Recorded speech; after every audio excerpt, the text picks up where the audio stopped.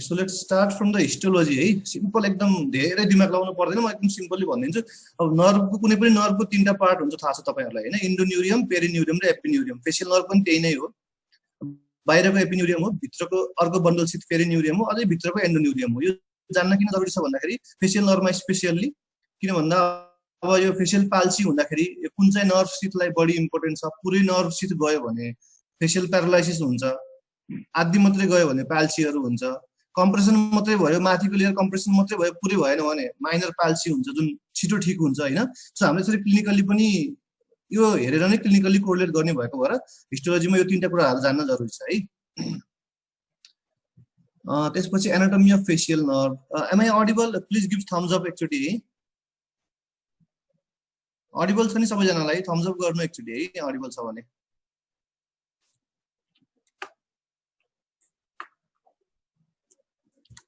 So anatomy of facial नर्भमा 2टा component हुन्छ फेसियल नर्भको। एउटा मोटर कम्पोनेन्ट हुन्छ हैन, एउटा सेन्सरी कम्पोनेन्ट हुन्छ है। सो हाम्रो फेसियल एक्सप्रेसन गर्ने हामीले सेल्फी खिच्दाखेरि मुख बिगार्छौं हैन, आँखा झिम्काउने सबै कुराहरु सबै मोटर कम्पोनेन्ट हो हाम्रो हैन। So most of this components are due to the facial nerve है। अनि अर्को हुन्छ सेन्सरी कम्पोनेन्ट। पिक्चरहरु पनि हेर्छौं अलिअलि। सेन्सरी कम्पोनेन्टमा हाम्रो अब टङको सेन्स भनौं न, एन्टेरियर टु थर्ड अफ टङबाट जुन सेन्स जान्छ त्यो कोडा टिम्पानीले लिएर जान्छ, इयरको वेबाट टङबाट लिएर जान्छ, त्यो फेसियल नर्भको पार्ट अफ सेन्सरी कम्पोनेन्ट भयो हैन।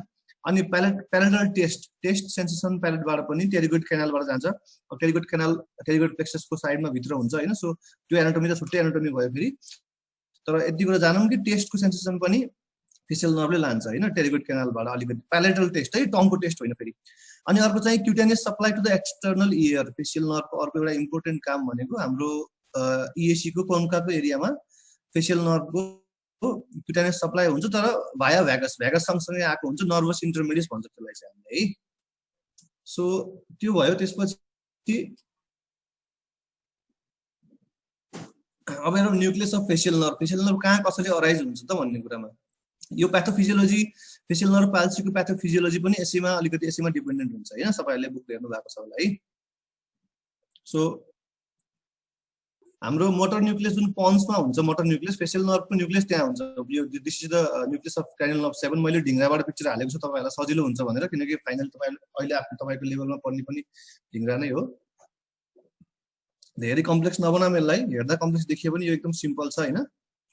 अब यो कर्सर हेर्नु होला, जस्तै यो हाम्रो पन्स हो हैन, मोटर न्युक्लियस पन्स भयो। जस्तै यो सुप्रा न्युक्लियर लेजन भनेको यो भन्दा माथि, यो न्युक्लियस भन्दा माथिको लेजनलाई सुप्रा न्युक्लियर लेजन भन्छ हामीले, अनि यो भन्दा तलकोलाई इन्फ्रा न्युक्लियर लेजन भनेर भनिन्छ हैन। सो फेसियल पाल्सीमा हुन्छ के त भन्दा कुनै पनि अघि देखाएको हामीले इन्डोन्युरियम, पेरिन्युरियम, एपिन्युरियम हैन, सो तीनटामा कुनै पनि पार्टमा इन्जुरी भयो भने फेसियल पाल्सी त हुने भयो हैन। तर त्यो चाहिँ नर्भको एनाटोमिकल हिस्टोलोजिकल पार्ट भयो। तर कुन साइटमा इन्जुरी भयो भने पाल्सी कसरी हुने भन्ने कुरामा चाहिँ यो चित्रले, यो पिक्चरले डिफाइन गर्छ हैन। सो सुप्रा न्युक्लियर लिजन भयो भने मानव facial palsy, complete facial palsy भयो भने कस्तो हुन्छ हाम्रो फोरहेड रिङ्कलिङ हैन। त्यसपछि त्यो अहिले आउँछ क्लिनिकल फिचर्सहरु अहिले आउँछ, म तपाईलाई अहिले भन्छु। त्यसमा चाहिँ ड्रुलिङ अफ सलाइभा हुने, आँखा चाहिँ closure of incomplete closure of eyes हुने कुनैमा, अनि अलिकति कम्प्लेक्स भएपछि कम्प्लिट क्लोजर हुने, आँखा नफुल्ने, त्यो कुराहरु पनि हुन्छ हैन। नेजोलेबियल फोल्डहरु, एकपट्टि नेजोलेबियल फोल्ड को क्रिज हराउने, अनि त्यसपछि डेभिएसन अफ टङ हुन्छ हैन कति कन्डिसनमा। सो त्यो सबै कुराहरु सरी डेभिएसन अफ टङ हुँदैन है, सरी है। त्यो सबै कुराहरु जुन फेसियल पाल्सीको मैले क्लिनिकल पिक्चर भनेको छु तपाईलाई, त्यो कसरी हुन्छ त जस्तै मानौ हेरौँ सिम्पल कुरा हेर्दाखेरि सुप्रा न्युक्लियर पाल्सी भयो भने यो पार्टमा, यो जुन हामीले क्रानियल नर्भ देखाएको छौं, सुप्रा न्युक्लियर पाल्सीमा हाम्रो जुन नर्भको कनेक्सन हुन्छ यो चाहिँ ब्रेन कोर्टेक्सबाट जब यसरी आउँछ बाइलेटरली जान्छ हैन, दुवैतिर गएको छ सुप्रा न्युक्लियरमा, अनि यताबाट आएकोले फोरहेडलाई सप्लाई गरेछ, त्यस्तै अर्को साइडबाट आएकोले पनि फोरहेडलाई सप्लाई गर्छ। सो हामीले यो पार्टमा हाम्रो लेजन कट भयो भने, जस्तै यहाँ लेजन देखाएको छ नि,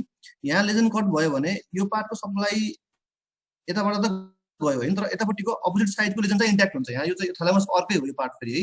सो थ्यालामसको यहाँबाट पनि अर्को पार्टबाट पनि सुप्रा न्युक्लियरमा आएको हुन्छ नर्भ हैन हाम्रो। सो यतापट्टिको नर्भ त इन्ट्याक्ट छ, यतापट्टिको नर्भ कट भए पनि यतापट्टिको नर्भ इन्ट्याक्ट भएको भएर यतापट्टिको नर्भले पनि फेरि बाइलेटरल सप्लाई गर्ने भएको भएर, जस्तै यसले पनि बाइलेटरल सप्लाई गरेछ, त्यस्तै यसले पनि एउटा यहाँ सप्लाई गर्छ, अर्को चाहिँ यहाँ सप्लाई गर्छ। त्यही भएर यो नर्भ कट भए पनि यतापट्टिको नर्भ इन्ट्याक्ट हुने भएको भएर सुप्रान्युक्लियर पाल्सीमा माथिको फरेर ड्रिङ्कलिङहरू अनि आई क्लोजरहरू देखिँदैन, त्यो नर्मल हुन्छ त्यो मान्छेको लागि हैन।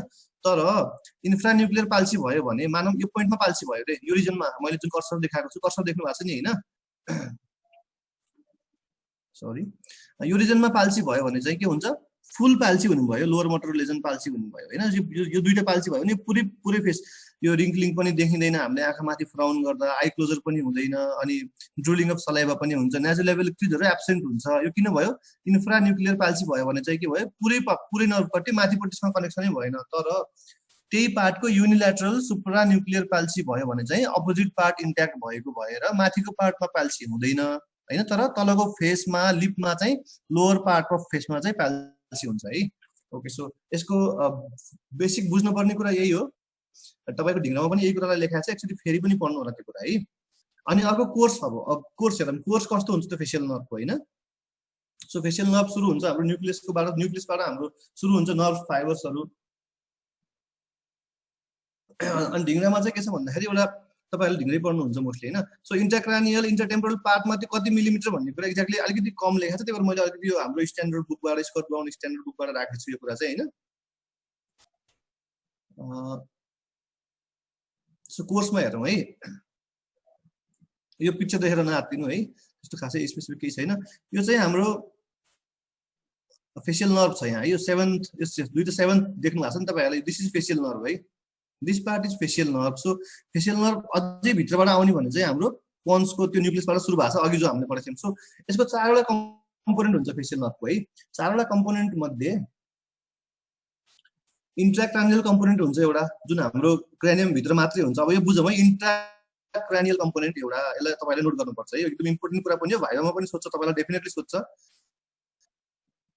इन्ट्राक्रानियल भनेको क्रेनियममा मात्रै हुने कम्पोनेन्ट भयो। अर्को इन्ट्राटेम्पोरल भयो, त्यो भनेको टेम्पोरल बोन भित्र मात्रै, इएनटी को स्पेसिफिक भनेको रिजन चाहिने पार्ट हो यो। इन्ट्राटेम्पोरल भनेको टेम्पोरल बोन भित्र जुन इयरको पार्ट हुन्छ, इनर इयर मिडल इयर, त्यसको लागि मात्रै भयो। अर्को इन्ट्राटेम्पोरल सेगमेन्ट। अनि अर्को भयो एक्स्ट्राक्रानियल सेगमेन्ट। एक्स्ट्राक्रानियल भनेको हाम्रो क्रेनियमबाट बाहिर आएपछि पनि पोस्टिरियर इयरको पोस्टिरियर पार्टमा जुन डायग्यास्ट्रिक रिज हुन्छ, डायग्यास्ट्रिक रिजबाट बिस्तारै फेसियल नर्भ आउँछ फेसमा, अनि त बल्ल हाम्रो फेसियल एक्सप्रेसनहरू हुन्छ नि त हैन। सो त्यो पार्ट भयो है। सो त्यो 3टा पार्टमा डिभाइडेड छ कोर्स यसको। अब त्यो कोर्समा पनि हामीले इन्ट्राक्रानियलको कोर्सको कति लेन्थ हुन्छ त भन्दा 24 मिलिमिटर। यो इन्ट्राक्रानियल पार्ट हो, यहाँ यो सेतो देखेको छ नि जुन ठ्याक्कै सेतो, ठ्याक्कै यो भन्दा यतापट्टिको पार्ट इन्ट्राक्रानियल पार्ट हो है। ठ्याक्कै यो 7th नर्भ 8th नर्भ पनि सँगै नै आउँछ हाम्रो फेसियल नर्भ, 8th नर्भसँग सँगै नै आउँछ। पन्सबाट सुरु भएर यसरी मैले कर्सर हेर्नु होला एकचोटि, यो चाहिँ यहाँसम्म आएको पार्ट इन्टरनल अडिटरी मेटस हो, यो त्यसको ब्रेनको पार्ट हो, ब्रेनतिरको पार्ट हो हैन। सो यति डिस्टेन्स इज 24 मिलिमिटर है। यो भनेको plus minus 2 millimetre 3 millimetre plus minus पनि गर्न सक्नुहुन्छ। सो सिस्टरनल पार्ट हो, this comprise from pons to internal acoustic meatus, internal auditory मेटससम्म हुन्छ पोन्सबाट। यो चाहिँ इन्ट्राक्रानियल हो, तपाईहरुले यति जाने हुन्छ यो कुरामा चाहिँ है। त्यसपछि अर्को भयो इन्ट्राटेम्पोरल पार्ट। इन्ट्राटेम्पोरल पार्टको 4वटा पार्ट हुन्छ हैन। एउटा मेटल हुन्छ, मेटस भनेको इन्टरनल एकाउस्टिक मेटस भित्र है, यो एक्सटर्नल एकाउस्टिक क्यानल भित्र होइन, प्लिज बुझ्नु यो कुरा है। इन्टरनल एकाउस्टिक मेटस भित्र हुन्छ एउटा मेटल पार्ट। त्यो भनेको जुन जति व्हाइट पार्ट देख्नु भएको छ नि एक्ज्याक्टली यति, यो भनेको इन्टरनल एकाउस्टिक मेटस हो पिक्चरमा। यो इन्टरनल एकाउस्टिक मेटसको distance total intratemporal part 28 to 30 millimetre हुन्छ। त्यो मध्ये मेटल पार्ट जुन हुन्छ 5 to 12 मिलिमिटरको हुन्छ यो डिस्टेन्स है। त्यति ट्राभल गर्छ फेसियल नर्भले इन्टरनल एकाउस्टिक मेटसमा, त्यो भनेको मेटल पार्ट हो। त्यसपछि आउँछ labyrinthine part of facial nerve. Labyrinthine part भनेको ल्याब्रिन्थाइन सेगमेन्ट भनेर यहाँ एरो देख्नु भएको छ एउटा है पिक्चरमा, this is the labyrinthine part. यति मात्रै पार्ट ठ्याक्कै छोटो पार्ट हुन्छ, यति ग्याङ्ग्लियनसम्म, जेनिकुलर ग्याङ्ग्लियनसम्म। This is 3 to 5 millimetre. तपाईहरुलाई भित्रको चाहिँ एकदम याद गर्न गाह्रो हुन्छ भने यसलाई याद नगरे पनि हुन्छ, तर ग्रसली इन्ट्राक्रानियल 24 मिलिमिटर, इन्ट्राटेम्पोरल 28 to 30 मिलिमिटर, त्यो चाहिँ याद गर्नुपर्छ है। त्यसपछि आयो ल्याब्रिन्थाइन। ल्याब्रिन्थाइन चाहिँ मैले भनिहालेँ छोटो सेगमेन्ट हुन्छ, 3 to 5 मिलिमिटर, न्यारो पनि हुन्छ एकदम। त्यसपछि अझै इम्पोर्टेन्ट पार्ट इएनटी सर्जन्सको लागि इट्स टिम्प्यानिक पार्ट अथवा होरिजेन्टल पार्ट भनिन्छ है। टिम्प्यानिक पार्ट इज 8 to 11 मिलिमिटर यता लेखेको छ। टिम्प्यानिक पार्ट सुरु हुन्छ टिम्प्यानिक सेगमेन्टमा, जेनिकुलर ग्याङ्ग्लियन फर्स्ट जेनु हुन्छ यहाँ, फर्स्ट जेनु भनेको फर्स्ट टर्न हो। सो यहाँबाट सुरु हुन्छ, यहाँबाट सुरु भएर यसरी आएर ठ्याक्क मास्टोइड सेगमेन्टको माथि सेकेन्ड टर्न, यो जुन टर्न छ नि, टर्न भन्दा माथिको पार्ट इज टिम्प्यानिक पार्ट, टिम्प्यानिक सेगमेन्ट है।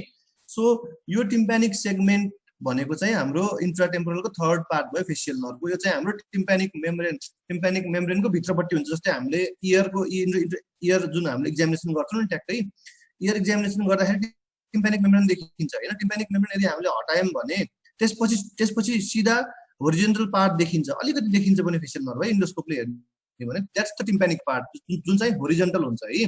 त्यसपछि अर्को आउँछ mastoid part. Mastoid is the vertical part है। अब यसमा मैले तपाईहरुलाई के देखाउन चाहन्छु भन्दाखेरि एकचोटी जस्ट मेरो फेस हेर्नु एकचोटी हैन। अहिले देख्नु भएको छ नि, मैले स्क्रिनशट स्टप गरेको छु। सो यो हाम्रो इयरको पार्ट भयो हैन, यो चाहिँ हाम्रो एक्सटर्नल अडिटरी क्यानाल भयो। यहाँबाट जब हामी भित्र जान्छौँ नि, मानौँ तपाईले यसरी सिधा हेर्नु भयो भने टिम्प्यानिक मेम्ब्रेन देख्नुहुन्छ, यसरी देख्नुहुन्छ। सपोज मानौँ दिस इज द टिम्प्यानिक मेम्ब्रेन हैन। सो यो टिम्प्यानिक मेम्ब्रेन छ भने टिम्प्यानिक मेम्ब्रेनको यसरी होरिजेन्टली यसरी आउँछ, अलिकति माथि आउँछ र यसरी पछाडी जान्छ के फेसियल नर्भ चाहिँ। दिस इज टिम्प्यानिक पार्ट है। कुरा बुझ्नु भयो नि है। त्यो तपाईलाई अलि 3 डाइमेन्सनली मैले देखाएर भनेको मात्र, द्याट इज टिम्प्यानिक पार्ट। त्यसपछि यहाँबाट यसरी आएपछि अब मास्टोइड बोन त हाम्रो यहाँ पछाडी हुन्छ। This part is the mastoid bone हैन। यहाँबाट जब यसरी भर्टिकल्ली आउँछ, this is vertical part of the facial nerve. यो चाहिँ हाम्रो क्लिनिकल कोर्सको कुरा भयो हैन। ठ्याक्कै मास्टोइड सेगमेन्ट यहाँ हुन्छ। जस्तै हामीले यो पार्टमा पर्फोरेसन गर्ने भने बिस्तारै ड्रिल गर्दै भित्र जाने भने फेसियल नर्भ त यहाँ देखिन्छ हाम्रो भनेपछि this is the vertical part. यो औला भर्टिकल छ हैन। This is the horizontal part. यो चाहिँ एउटा ग्रस पिक्चर हो, तपाईहरुलाई ग्रस सम्झिनुलाई यो होरिजेन्टल पार्ट अनि यो भर्टिकल पार्ट बुझ्नु है। त्यसपछि भर्टिकल पार्ट जब यसरी आउँछ मास्टोइड सेगमेन्टसम्म, यहाँबाट चाहिँ फेसियल नर्भ डिभाइड हुन्छ यसरी बिस्तारै। यहाँ हाम्रो कुन चाहिँ ग्ल्यान्ड हुन्छ लेख्न सक्नुहुन्छ कसैले? च्याट बक्समा लेख्नु होला एकचोटी है। Which gland is here? यहाँ एउटा ग्ल्यान्ड हुन्छ हाम्रो, त्यो ग्ल्यान्डको भित्रबाट अनि त्यसपछि फेसियल नर्भ निस्किन्छ र हाम्रो फेसमा यसरी छरिन्छ है। फेसमा यसरी पाँचवटा ब्रान्च हुन्छ। पाँचवटा ब्रान्च मैले भन्छु नाम ब्रान्चको। पाँचवटा ब्रान्च यसरी आउँछ, एउटा सानो ब्रान्च चाहिँ बिस्तारै पछाडी पनि जान्छ। So this is the course of facial nerve. या parotid gland right. So parotid gland यहाँ हुन्छ पछाडी, प्यारोटिड ग्ल्यान्डको भित्रबाट जान्छ अनि फेसमा पनि आयो। इनफ्याक्ट प्यारोटिड ग्ल्यान्डको दुईटा लोब हुन्छ है, दुईटा superior lobe and inferior lobe. त्यो पनि तपाईले एनाटोमीमा पढ्नु भएको छ definitely. Superior lobe and inferior लोबको बिचबाट जान्छ फेसियल नर्भ। अनि यो एकदमै इम्पोर्टेन्ट कुरा हो। मैले किन फोकस गरेर भनेछु दुईटा ग्ल्यान्डको बिचबाट जान्छ भनेर, अहिले पछि कम्प्लिकेसन्समा आउँछ यो कुरा चाहिँ है। मैले फोकस गर्नुको रिजन त्यो कुरा तपाईले जान्नुपर्छ। माथिबाट सर्फेसियली जाँदैन, दुईटा ग्ल्यान्डको बिचबाट जान्छ है। Good grade. सबैले प्यारोटिड ग्ल्यान्ड लेख्नु भएको छ। अझै म भन्छु भिडियो अन गर्नु होला। भिडियो अन गरेर मलाई पनि राम्रो लाग्छ पढाउनलाई है। त्यसपछि फेरि हामीले यो स्क्रिनमा हेरौँ। वी वर हियर हैन त।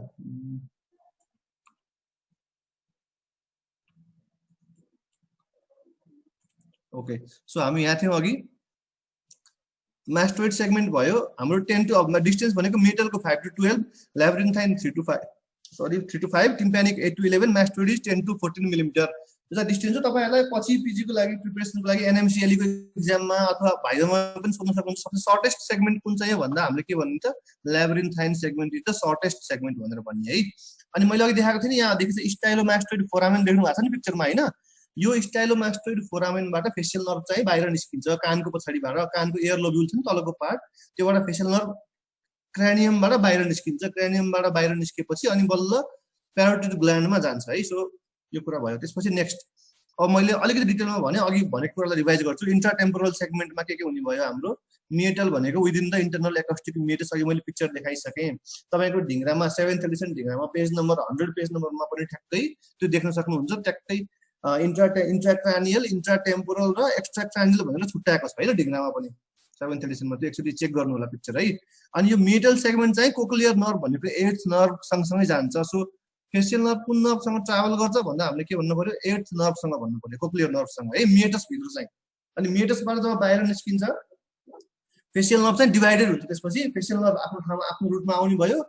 कोक्लियर नर्भ 8th नर्भले चाहिँ अडिटरी प्रोग्राम उसको लागि काम गर्ने भयो है। त्यसपछि अब आयो ल्याब्रिन्थाइन सेगमेन्ट। मैले अघि भनिसकेँ first genu to geniculate ganglion. First genu to labyrinthine segment भनेको फर्स्ट टर्न यो हो। यो टर्नदेखि जेनिकुलेट ग्याङ्ग्लियनसम्म यति भयो, सर्टेस्ट सेगमेन्ट भयो है ल्याब्रिन्थाइन सेगमेन्ट। त्यसपछि आउँछ tympanic segment. Second geniculate to second genu भने नि मैले हैन। यो जेनिकुलेटबाट सेकेन्ड जेनु भनेको यहाँसम्म। यो जेनु भनेको टर्न हो है, turn. First genu is first turn. यो उल्टो यसरी टर्न भएको छ नि facial nerve. Second genu second turn, यति डिस्टेन्स भनेको सेकेन्ड जेनुको टर्न डिस्टेन्स भयो, यतिलाई भन्छ टिम्प्यानिक सेगमेन्ट है, यो पनि भयो। त्यसपछि भर्टिकल सेगमेन्ट अघि मैले पिक्चर देखाएको थिएँ कानको, मेरो कान पछाडि औँला राखेर त्यसरी ट्याक्कै सेकेन्ड जेनुबाट स्टाइलोइड फोरामेनसम्म निस्किनेलाई हामीले भन्छ भर्टिकल सेगमेन्ट है। स्टाइलोमास्टोइड फोरामेनबाट चाहिँ हाम्रो फेसियल नर्भ बाहिर निस्किन्छ त्यसपछि है। अनि आयो extra temporal segment. Extra temporal सेगमेन्टमा के पर्छ, it runs forward into the parotid gland, मैले अघि भनिसकेँ। त्यसको दुईटा ब्रान्च हुन्छ, रिमेम्बर 2 ब्रान्चेस हुन्छ, ट्रङ्क भन्छ त्यसलाई। ट्रङ्कबाट दुईटा ब्रान्च दिएपछि त्यो दुईटा ब्रान्च बल्ल 5वटा ब्रान्चमा जान्छ।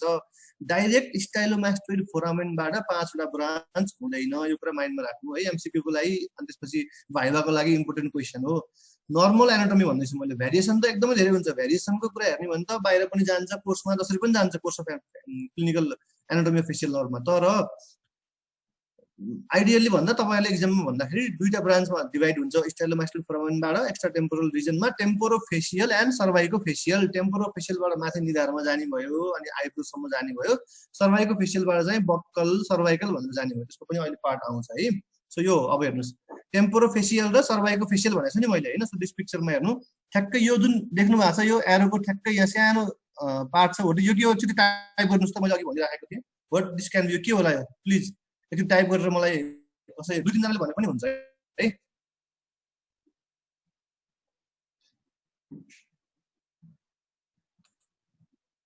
ओके ग्रेट, द्याट्स स्टाइलोमास्टोइड फोरामेन है। अब मैले भनेको थिएँ यो स्टाइलोमास्टोइड फोरामेनबाट फेसियल नर्भ बाहिर आएपछि एक्स्ट्रा टेम्पोरल पार्ट भयो हाम्रो। यो टेम्पोरल बोन देख्नु भएको छ होइन, यो टेम्पोरल भित्रको चाहिँ इन्ट्रा टेम्पोरल थियो, त्योभन्दा अझै भित्रको इन्ट्राक्रानियल थियो, योभन्दा बाहिर एक्स्ट्रा टेम्पोरल भयो। यहाँबाट मैले के भनेको थिएँ कि फेसियल नर्भ यसरी बाहिर आउँछ, बाहिर आएर दुईटा पार्टमा डिभाइड हुन्छ मेनली है। अहिले सानो सानो ब्रान्चलाई एकैछिन छोडिदियो, दुईटा पार्टमा डिभाइड भयो, टेम्पोरोफेसियल एन्ड सर्भाइकोफेसियल। टेम्पोरोफेसियलबाट यसरी माथि जान्छ कि फर्म भयो temporal nerve, this is the and branch है फेसियल नर्भको, टेम्पोरल नर्भ। त्यसपछि सेकेन्डमा zygomatic nerve, this one is zygomatic nerve. अब यो पिक्चरमा पनि तपाईँले फेरि नझुकिनु, यहाँ मल्टिपल, यहाँ पनि तिनवटा ब्रान्च भनेर, यो चाहिँ एउटा भेरिएसन हो। हामीले बुझ्नु पर्ने भनेको दुईटा, यो मेन ट्रङ्क भयो, यो पार्ट स्टाइलोइडको भित्रपट्टि हुन्छ जहिले पनि, यसरी स्टाइलोइडको मिडियली ल्याटरली हुन्छ फेसियल नर्भ है। यो styloid, this is the styloid process. यो अप्पर ब्रान्च टेम्पोरोफेसियल, त्यहाँ दुईटा ब्रान्च भयो, टेम्पोरल र जाइगोमेटिक। टेम्पोरलमा गयो एउटा जाइगोमेटिकमा गयो भने अर्को चाहिँ यसरी बिस्तारै आएपछि बक्कलमा गयो एउटा, third nerve is buccal nerve, fourth is mandibular nerve and fifth is cervical nerve. So facial नर्भको each and every part, intratemporal पनि इम्पोर्टेन्ट छ, त्यसपछि एक्स्ट्रा टेम्पोरल पनि इम्पोर्टेन्ट छ है। जस्तै मैले अब तपाईँहरूलाई एक्चुली मैले स्टप स्क्रिन सेयर गरेको, हामीले सम्झिने कसरी त यसलाई, टेम्पोरल, जाइगोमेटिक, बक्कल, म्यान्डिबुलर र फेसियल होइन। यसरी हामीले के गर्ने, यो 5वटा यसरी ट्याक्क औँला राख्ने, फेसियल नर्भ यहाँबाट निस्किन्छ, एकचोटि हेर्नु यहाँबाट निस्किन्छ, यसरी 5वटा औँला राख्ने यसरी है। टेम्पोरल माथि भयो, त्यसपछि जाइगोमेटिक भयो, त्यसपछि बक्कल अनि मार्जिनल यसरी राख्ने ट्याक्कै है। एकचोटि तपाईँहरूले आफैले पनि राखेर ट्राई गर्न सक्नुहुन्छ। कन्फ्युजन भयो भने इक्जाममा एटलिस्ट केही नआयो भने पनि यो लेखिदियो भने पनि नम्बर आउँछ इक्जाममा है। नम्बरको लागि पनि पढ्नु पर्यो हामीले होइन। माथिको दुईटा भनेको टेम्पोरल फेसियल ब्रान्च भयो, तलको तिनवटा भनेको सर्भाइको फेसियल ब्रान्च भयो होइन। त्यसमा बक्कल, फेसियल अनि मार्जिनल नर्भ आयो यसरी तिनवटा नर्भ ट्याक्कै है। यो भनेको हाम्रो फेसियल नर्भ यसरी एन्ड ब्रान्च भयो है।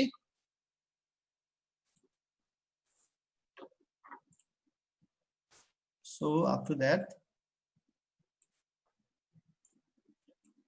यो कुरा बुझ्नुभयो सबैले है, एन्ड ब्रान्च भयो। अब यहाँ इम्पोर्टेन्ट हामीले यो भनेको हाम्रो जेनरली एउटा रफली कोर्स अफ फेसियल नर्भ हो है। अब क्लिनिकल्ली पनि यो सबै कोर्स इम्पोर्टेन्ट छ हामीलाई, अनि सर्जिकल्ली पनि इम्पोर्टेन्ट छ है। अब क्लिनिकल्ली किन इम्पोर्टेन्ट छ भन्छु, सर्जिकल्ली अब बिस्तारै अरू स्लाइडमा भन्दै जान्छु है।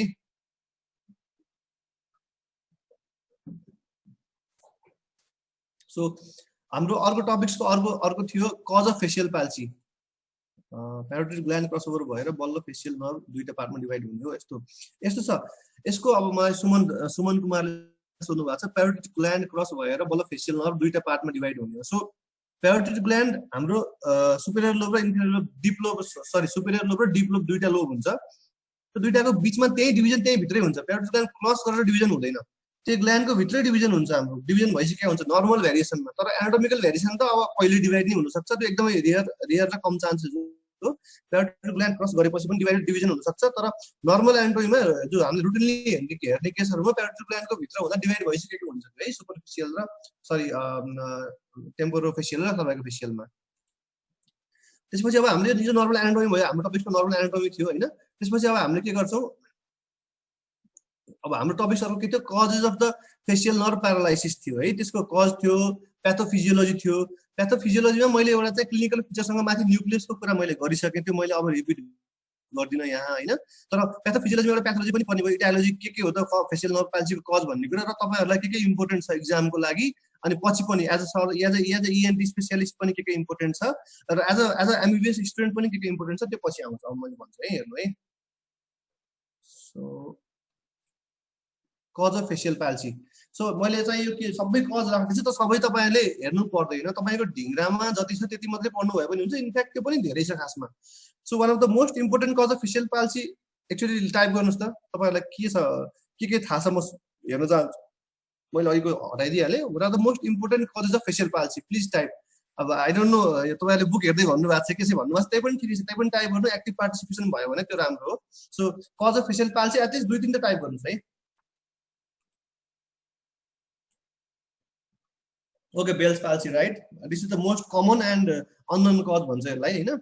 अर्को मम्स, राम्से हन्ट सिन्ड्रोम या ट्युमर, HSV 1-2 ग्रेड, अनि अरू 1 2 3 4 5, ओके 5 जनाले राइट। एकदम तपाईँले एक्जाममा पनि आयो भने यही कुरा लेख्नुपर्छ पहिला है, यही 5वटा चाहिँ मेन लेख्नुपर्छ पहिला। बेल्स पाल्सी भन्दा पहिला लेख्नुपर्छ, अनि क्रोकोडाइल टियर सिन्ड्रोम लेख्नु भएको छ, त्यो पनि हो, तर त्यो चाहिँ कज भन्दा पनि क्रोकोडाइल टियर हुने बेसी बेल्स पाल्सी भइसक्यो, फेसियल पाल्सी भइसकेपछि त्यो हुन्छ क्या खासमा है।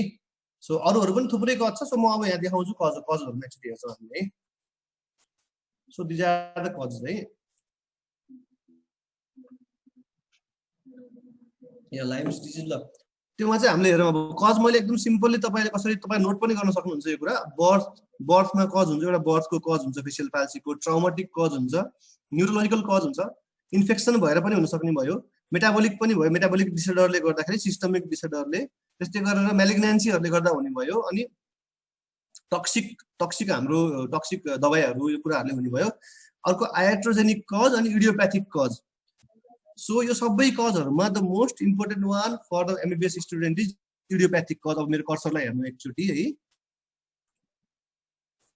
इडियोप्याथिक कज भनेको मैले। इडियोप्याथिक कजमा चाहिँ बेल्स भनेर लेखेको छ नि, familial Bell's palsy is the most common cause, the most commonly seen facial palsy. मैले पनि इनफ्याक्ट ओपिडीमा पेसेन्ट आयो भने फेसियल पाल्सी लिएर आएको पेसेन्टमा पहिला बेल्स पाल्सी नै डायग्नोस गर्छु, मतलब मेरो डिफरेन्सियल डायग्नोसिसमा राख्छु मैले है।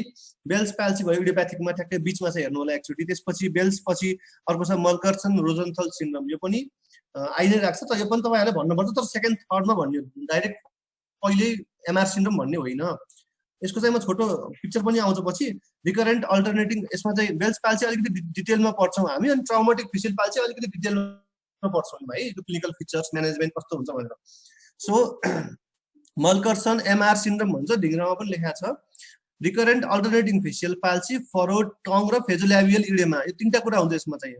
लिपको इडेमा, अनि टङमा चाहिँ जोग्राफिक टङ टाइपको देखिने फरो हुने टङमा, र अनि फेसियल पाल्सी अल्टरनेटिङ हुन्छ पेसेन्टलाई, त्यसलाई भन्छ एमआर सिन्ड्रोम। मेनली इडियोप्याथिकमा यो 2टा जाने हुन्छ, बाँकी भनेको त अब तपाईँलाई एक्स्ट्रा इन्ट्रेस्ट छ माइन्डमा राख्न सक्नुहुन्छ भने राख्नुहोस्, तर बेटर चाहिँ इडियोप्याथिक फेसियल पाल्सी यति नै राख्ने है हामीले। सो त्यसपछि इडियोप्याथिक पछि अब आउँछौँ बर्थमा आउँछु है। इडियोप्याथिक पहिला भन्नु होला एक्जाममा, बेल्स पाल्सी भनेर पहिला भन्नु, कुनै एउटा फेसियल पाल्सी सोध्यो भने बेल्स पाल्सी भनेर भन्ने पहिला है। त्यसपछि बर्थमा हेर्नु, फोर्सेप डेलिभरी थाहा छ तपाईँले, गाइनी पोस्टिङ डेफिनेटली भयो थर्ड इयरमा, गाइनी पोस्टिङमा फोर्सेप डेलिभरी देख्नुभयो होला। फोर्सेप डेलिभरी गर्दाखेरि पनि त्यो ठ्याक्कै फोर्सेप डेलिभरी के हुन्छ भन्दा, हाम्रो बच्चाको फेसियल नर्भ जुन हुन्छ नि कान पछाडिबाट, मैले अघि भनेको थिएँ भर्टिकल सेगमेन्ट, बच्चाको चाहिँ एकदमै माथि हुन्छ र एकदम कानको लेभल पातलो, हड्डी पनि सानो हुने भएको भएर फेसियल नर्भ अलिकति भित्र भए पनि अलिकति सुपरफिसियल हुन्छ facial nerve. So forceps delivery गर्दा के हुन्छ, त्यो फोर्सेप जब लगाउँछ कान पछाडि, फेसियल नर्भमा अठिन्छ, फेसियल नर्भ अटेपछि बच्चाको फेसियल पाल्सी हुनसक्छ, एउटा कमन कज भयो बच्चाको लागि है। त्यसपछि एउटा मात्रै भने, अरू मैले डिस्क्राइब गर्दिनँ। ट्राउमाटिक भयो, ट्राउमाटिकमा त अब फेसियल इन्जुरी पन्च हानेर चाहिँ हुँदैन, तर हेड इन्जुरी ओसिपिकल इन्जुरी भयो भने, टेम्पोरल साइडमा कसैले इन्जुरी गर्यो भने, हेलमेटले हान्यो, झगडा गर्दाखेरि आरटिए भयो, त्यो सबैमा ट्राउमाटिक फेसियल इन्जुरी पनि हुन सक्ने भयो। त्यसपछि न्युरोलोजिकल भनेको त अब मिलार्ड गुबलर सिन्ड्रोम तपाईँहरूले सुन्नु भएको छ, मोस्टली मेडिसिनमा पढ्नु भएको छ, आई वन्ट डिस्क्राइब दिस यहाँ। अनि ओपर्कुलर सिन्ड्रोम यो पनि पर्दैन। अनि इन्फेक्सनमा यो इम्पोर्टेन्ट छ हाम्रो लागि, ओटाइटिस एक्सटर्नाली पनि हुनसक्छ, किन भन्दा अघि सेन्सरी कम्पोनेन्ट हामीले मोटर कम्पोनेन्ट भनेर पढिराखेको थियौँ, फेसियल नर्भको कानसम्म आउँछ भनेर होइन, एक्सटर्नल इयरसम्म आउँछ भनेर है। So otitis externa, acute otitis media, mastoiditis, chronic otitis media अनि चिकन पक्स या भाइरल इन्फेक्सन। त्यसपछि अघि एकजनाले लेख्नु भएको थियो राम्से हन्ट सिन्ड्रोम अथवा हर्पेस जोस्टर सेफालिकस है। नजुकिम हर्पेस जोस्टर पुरै नाम सोध्न सक्छ एक्जाममा पछि। हर्पेस जोस्टर सेफालिकस एमा पनि फेसियल नर्भ पाल्सी हुन्छ। त्यसपछि बाँकी मम्स पनि भन्नुभएको थियो, त्यो बाहेक अरू पनि धेरै छ तर हामीले सबै पर्दैन। मेनली इयरको डिजिजमा मास्टोइडाइटिस, किनकि मास्टोइड बोन भित्रबाट आउँछ नि फेसियल नर्भ, मास्टोइडको इन्फ्लामेसन भयो भने नर्भ पनि इन्भल्भ भयो, फेसियल पाल्सी भयो कजमा। मेटाबोलिक पनि ठिक छ, एकचोटि हेरौँ डायबिटिसमा हुनसक्छ, विकनिङ अफ द नर्भ भएर त्यो पनि आफ्नो ठाउँमा छ। अनि neoplasia also is the one of the most common cause है। न्यूप्लासिया हुनेमा फेसियल नर्भ पाल्सी कस्तोमा हुन्छ, डाइरेक्ट फेसियल नर्भको ट्युमर भयो भने पनि फेसियल नर्भ कम्प्रेसन भयो, मोटर फङ्सन राम्रो भएन, फेसियल नर्भ पाल्सी भयो। त्यसपछि फेसियल स्वानुमा भनेको हाम्रो पछाडि हुने भयो। अर्को मेनिन्जियोमा हाम्रो क्रानियल नर्भ त्यो न्युक्लियस जुन भनेको थियौँ नि हामीले, मेन न्युक्लियसको पार्टमा जहाँ फेसियल नर्भ ओरिजिन हुन्छ त्यो एरियामा पनि यदि फेसियल स्वानुमा त्यहाँबाट प्यारोटिड रिजनसम्म जहाँ पनि आउन सक्छ फेसियल नर्भको ट्युमर चाहिँ है। कुनै पनि ठाउँमा ट्युमर आयो भने फेसियल नर्भ पाल्सी भयो, नम्बर 1। नम्बर 2 मेनिन्जियोमा जस्तो मेनिन्जेसको तल न्युक्लियस हाम्रो पन्च जुन okay this meeting will and in 10 minutes भनेको छ हैन, त्यसपछि पनि हामीले फेरि इन गर्छौँ नि हैन, नो इस्युज। सो मेनिन्जियोमा छ भने मेनिन्जियोमा छ हाम्रो चाहिँ पन्चको नजिकै छ भने त्यसरी नै फेसियल पाल्सी हुन सक्छ है, कजहरू मैले भन्दैछु। त्यसपछि टक्सिकमा तपाईहरुले लेख्दाखेरि ट्युमर नियोप्लास्टिक भनेर मेनिन्जियोमा फेसियल नर्भ ट्युमर मात्र लेख्नु भयो हुन्छ एक्जाममा है। अनि ढिग्रा पनि हेर्न सक्नुहुन्छ। टक्सिकमा अब टिटानस भनेछ, डिप्थेरिया, थ्यालिडोमाइड सबै पर्दैन, कुनै एउटा दुईटा जाने हुन्छ। अनि iatrogenic this is also important. जस्तै हामीले पेसेन्टको डिजिज छ कानमा, सर्जरी गरौँ, सर्जरी गर्दा चोट लागेर पनि फेसियल नर्भ इन्जुरी हुन सक्छ। जस्तै यहाँ छ कस्तो कस्तो सर्जरीमा प्यारोटिड सर्जरी इज इम्पोर्टेन्ट है फेसियल नर्भ पाल्सीको लागि। मास्टोइड सर्जरी इज इम्पोर्टेन्ट है। यो दुईटा कुरा मात्रै फेसियल नर्भ पाल्सी हुन सक्छ, अरु भनेको धेरै इम्पोर्टेन्ट चिज चाहिँ होइन है। सो त्यसपछि अर्को एउटा ग्रेडिङ भन्छु फेसियल नर्भ, त्यसपछि will go for the clinical feature of facial nerve. अघि मैले भनेको थिएँ मर्कल छ एमआर सिन्ड्रोम, मर्कल-थल रोजनथल सिन्ड्रोम, त्यसमा कस्तो भनेको थिएँ अल्टरनेटिङ फेसियल पाल्सी। पिक्चरमा हेर्नु एकचोटि, यो म्याडमको फेसियल पाल्सी छ यतापट्टि हैन। अब अल्टरनेटिङ फेसियल पाल्सी कहिले राइट साइड कहिले लेफ्ट साइडमा हुन्छ र फिसर्ड टङ पनि भनेको थिएँ, टङ फिसर्ड्स हैन पिक्चरमा। This is MR syndrome. यो चाहिँ यति जाने हुन्छ, अरु धेरै डिटेलमा लेख्नु पर्दैन यसको लागि है। त्यसपछि यो भनेको इन्फेक्सस मोनोन्युक्लियोसिसले गर्दाखेरि भएको फेसियल पाल्सी हो। यतापट्टि हेर्नु, अब यतापट्टि नेजल लेभल पाल्सी भनेको यतापट्टि भएको छ है, फेरि यतापट्टि पाल्सी भएको भएर राइट साइडमा पाल्सी भएको भएर लेफ्ट साइडमा डेभिएटेड छ कुराहरु सबै यो पनि, किनकि यताको muscle is weak because of the facial palsy है। ओके, सो त्यसपछि हामी सानो स्टेजिङ सिस्टम छ, हाउस ब्र्याकम्यान स्टेजिङ भनेर नाम मात्रै जाने हुन्छ यसको, तपाईले डिटेल गर्नु पर्दैन, तर आई थिंक मलाई लाग्यो तपाईहरु जान्न पर्छ, त्यही भएर मैले लेखे। फेसियल पाल्सीको ग्रेडिङ हुन्छ क्या हाम्रो। फेसियल पाल्सी भनेको अब पुरै 5 वटा पार्ट हाम्रो निधार पनि रिङ्कलिङ भएको छैन, अनि आई क्लोजर पनि कम्प्लिटली भएको छैन, त्यसपछि यो नेजल लेभल फोल्ड पनि छैन, क्रोकोडाइल टियर्स पनि आइराखेको छ, अनि ड्रुलिङ अफ सलाइभा पनि भइराखेको छ। सबै कुरा भयो भने हामीले चाहिँ ग्रेड 5 भनेर भन्छौँ क्या त्यसलाई चाहिँ हैन। इन्कम्प्लिट आई क्लोजर भनेको छ, सबै कुरा हुने भयो भने। नत्र हामीले 4 वटा ग्रेड भनेको चाहिँ नर्मल भनेको 1 हो, बाइलेटरली सिमेट्रिकल छ भने इट्स नर्मल। त्यसपछि माइल्ड डिस्फङ्क्सन भन्छ ग्रेड 2 भन्छ, मोडरेट डिस्फङ्क्सन ग्रेड 3 भन्छ। त्यसमा चाहिँ जोरसँग आँखा बन्द गर्यो भने आँखा बन्द गर्न सकिन्छ, तर नर्मल्ली हेर्दाखेरि चाहिँ तपाईको पाल्सी देखिन्छ हैन, त्यो भन्छ ग्रेड 2 भयो क्या हाम्रो है। Complete eye closure but strong but asymmetric हुने भयो हैन, अनि मुभमेन्ट चाहिँ म्याक्सिमल इफोर्टले हुने भयो। अनि ग्रेड 4 भनेको चाहिँ जति ट्राई गरे पनि आँखा बन्द हुँदै भएन भने द्याट्स ग्रेड 4 है। सो हामीसँग पिक्चरहरु पनि छ यहाँ हेर्नु, यो एकदम हामीले भाइरल भएको पिक्चर पनि हो, मैले जस्ट फर फन राखेको छु। यो पिक्चर हेरेर तपाईलाई याद पनि हुन्छ है फेसियल पाल्सी। मलाई हेर्नु common feature of facial palsy के हुन्छ त, लस अफ रिङ्कल्स भयो हैन, उहाँको लेफ्ट साइडमा हेर्नु है। यता यता यतापट्टिको पिक्चरमा चाहिँ राइट साइडमा हेर्नु, एकदम कमन पिक्चर छ, त्यही भएर मैले राखेँ पिक्चर है। Loss of wrinkles, wide palpebral fissure, यो वाइड छ नि हैन उहाँको, हेर्नु यो यतापट्टि वाइड छ नि हैन। फेसियल पाल्सी यतापट्टि होइन है, फेसियल पाल्सी यतापट्टि हो है। लस अफ रिङ्कल्स है। त्यसपछि एपिफोरा, अब एपिफोरा त यहाँ छैन। अनि absence of nasal level fold, ल हेर्नु यो पिक्चरमा यतापट्टि पनि के छ, यतापट्टि नेजल लेभल फोल्ड देखिन्छ, यतापट्टि नेजल लेभल फोल्ड देखिएको छैन हैन। सो यसरी कोरिलेट गर्नको राखेको यो पिक्चर। अनि ड्रुलिङ of mouth, ड्रुलिङ of angle of mouth, यो पिक्चरको रियल पिक्चर हेर्दा ढिङ्ग्रामा राम्रो पिक्चर दिएको छ, यो पिक्चर भयो है। ल हेर्नु inability to closure eye, absence of nasal लेभियल फोल्ड हैन, माउथ पनि अलिकति यता डेभिएटेड छ, अनि यतापट्टि रिङ्कल देखिन्छ, यतापट्टि रिङ्कल अलिकति देखिँदैन हैन। सो यो 5 वटा फेसियल पाल्सी भनेर सोध्यो भने clinical feature of facial palsy भन्ने के भन्ने, यो 5 वटा पोइन्टलाई भन्ने। सो जुन ढिङ्ग्रामा दिएको छ पिक्चर, यो 5 वटा तपाईले चाहिँ आफ्नो मूल मन्त्र एकदम मन्त्र जस्तै याद गर्नु पर्यो कुरालाई है। यो हुन्न एक माथिबाट सम्झिँदै जाने, 1 2 3 4 5 लगातार सम्झिँदै गयो भने हामीले फेसियल पाल्सीको ठ्याक्कै क्लिनिकल पिक्चर सम्झिन्छ। यति भनेपछि अरू फिचर पनि हुन्छ फेसियल पाल्सीको, तर सबै सम्झिँदैन पनि, सबै भन्नु पनि पर्दैन। यो देख्ने बित्तिकै फेसियल पाल्सी भन्ने बुझिन्छ हामीले है। अनि अघि मैले जुन भनेको थिएँ सुप्रान्युक्लियर लेजन, इन्फ्रान्युक्लियर लेजन, सुप्रान्युक्लियर लेजन छ भने यो यसमा यो पार्टमा पाल्सी हुँदैन, लस अफ रिङ्कल्स हुँदैन, रिङ्कल्स भेटिन्छ, व्हाइट पाल्प आइज क्लोजर पनि हुन्छ। सिर्फ के हुन्छ पेसेन्टलाई हामीले माउथ मुख बन्द गरेर हावा भर्नु भन्दाखेरि या यसरी दाँत दुवै दाँत देखाउनु भन्दा drooling of angle of mouth, absence of nasolabial fold चाहिँ देखिन्छ है। यदि तलको तीनटा पार्ट चाहिँ हुन्छ है। सो अब हामीले अरू कुराहरू सर्टकटमा पढ्यौँ, अब बेल्स पाल्सीको बारेमा पढ्छौँ। तपाईहरुले चाहिँ एक्जाममा मेरो यो स्लाइडलाई बेसिस नबनाउनु होला फेरि है। मैले त अहिले एकदम कन्सेप्ट मात्रै भनेको छु, ढिङ्गा त पढ्नै पर्छ किनकि ढिङ्गामा तपाईहरुलाई एकदम इनफ लेखेको सफिसिएन्ट लेखेको छ है। या श्रीवास्तवले पनि हेर्न सक्नुहुन्छ। बेल्स पाल्सीमा के हुन्छ, Bell's palsy normally diagnosis of exclusion हो। नर्मली यसको एक्ज्याक्टली यही कजले भएको बेल्स पाल्सी भन्ने हामीले चाहिँ त्यसरी अझै पनि थाहा पाएको छैनौँ हैन। तर आउँछ patient most of them are Bell's palsy है, इडियोप्याथिक भयो। अनि कस्तो हुन्छ presentation, acute unilateral peripheral facial palsy हुन्छ। बाइल्याटरल फेसियल पाल्सी भनायो भने बेल्स पाल्सी इट्स अनलाइकली, अरू नै रिजन हुन्छ, सिस्टमिक रिजन हुन सक्छ हैन, या अघि भने जस्तै मल्कर एमआर सिन्ड्रोम हुन सक्छ, अल्टरनेटिङ फेसियल पाल्सी भनेको छ नि हामीले।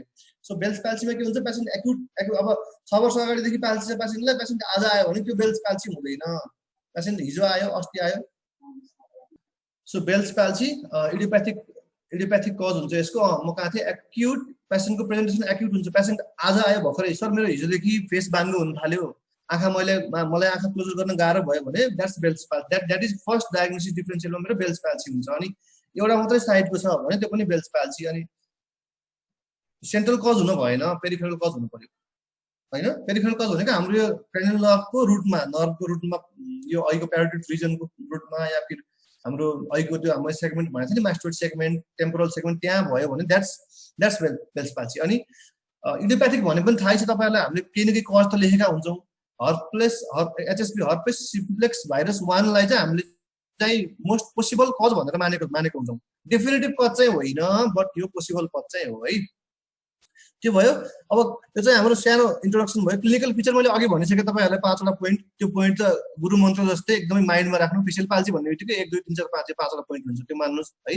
त्यसपछि ओल्ड पेसेन्ट, अब अरू कुरा भन्छु म त्यसपछि।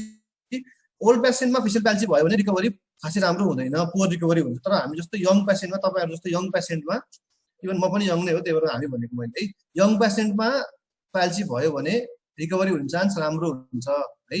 अनि रिकभरी कहिले हुन्छ त फेसियल पाल्सीको? Recovery starts within 3 weeks to 6 months। 3 हप्तामा आज फेसियल पाल्सी भयो भने मैले नर्मली दबाई सुरु गरे पनि सुरु नगरे पनि 3 हप्तामा यङ पेसेन्ट छ भने रिकभरीको चान्स बढी हुन्छ। 3 हप्तामा र 6 महिनासम्ममा रिकभरी भइसकेको हुन्छ। त्यस्तै 70% has good prognosis. What does this mean? 70% पेसेन्टमा फेसियल पाल्सी पुरै ठिक हुन्छ है, अथवा 90% सम्म पनि ठिक हुन्छ, राम्रो हुन्छ। र फेसियल पाल्सी एकदम यकिन भएर एकदमै घोरिएर हेर्यो भने थाहा हुन्छ फेसियल पाल्सी रहेछ, यसलाई ठिक भएर रहेछ भन्ने देखिन्छ। नत्र नर्मल्ली हेर्दा फेसियल पाल्सी थाहा हुँदैन, देखिँदैन।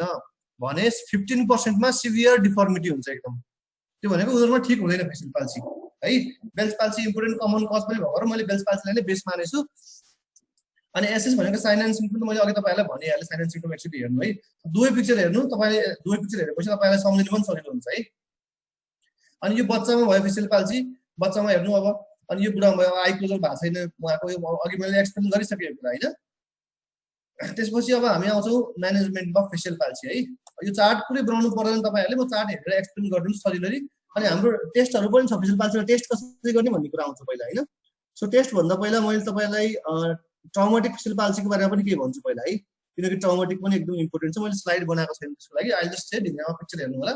सो ट्रमाटिक फेसियल पाल्सीमा के हुन्छ, हाम्रो मेनली दुईटा खालको हुन्छ, एउटा लङ्गिट्युडिनल फ्र्याक्चर र transverse fracture. 2 types of fracture हुन्छ है। सो यो पिक्चर भन्दा नि एक्चुअली म यसरी नै भन्छु हजुरलाई है। So there are 2 types of fracture, एउटा लङ्गिट्युडिनल, ट्रान्सभर्स। जस्तै यताबाट यसरी, मलाई एक्चुअली हेर्नु होला, कुनै म यसरी बसिराखेको छु, मलाई यताबाट कसैले ठुलो ढुङ्गाले कसैले यसरी ड्याममा यतापट्टि हान्यो हैन, यसरी हान्यो, एउटा चाहिँ यस्तो भयो, यो टाइपको यसरी हान्दै हुँदा हुन्छ एउटा टाइपको फ्र्याक्चर। अर्को पछाडिबाट कसैले यसरी पछाडि हान्यो, ओसिपुट रिजनमा यसरी यतातिर हान्यो, अर्को खालको फ्र्याक्चर हुन्छ मलाई। सो दुईटा खालको मोड अफ इन्जुरी भन्ने मैले हैन।